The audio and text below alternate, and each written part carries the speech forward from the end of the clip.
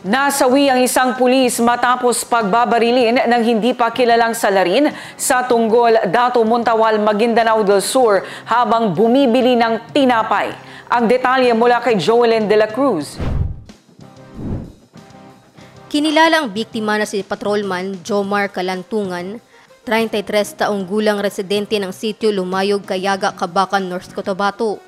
Binaril ang pulis alas 9:03 ng umaga, araw ng Lunes habang bumibili ng tinapay sa National Highway ng Barangay Tunggol, Dato Montawal. Ayon sa Public Information Officer ng Maguindanao del Sur Police Provincial Office, si Police Captain Guispi Tamayo, tinamaan sa likuran ng kanyang ulo ang biktima na naging dahilan ng kanyang agarang kamatayan.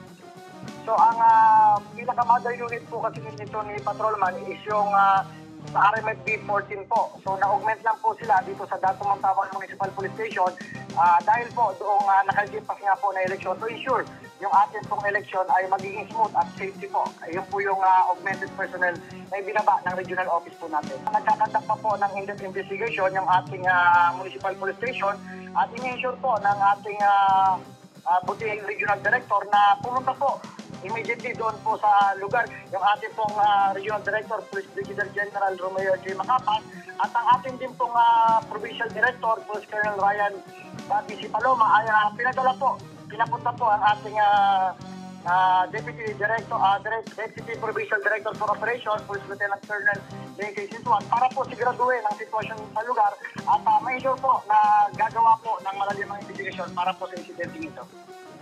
Na-recover mula sa pinangyarihan ng krimen ang isang slug at empty shell. Inaalam pa ng Region Forensic Unit ang anumang uri ng baril ang ginamit sa pagpatay sa pulis. Blanco pa ang otoridad sa pagkakakilanlan ng salarin. Joelyn de la Cruz, iMinds, Philippines.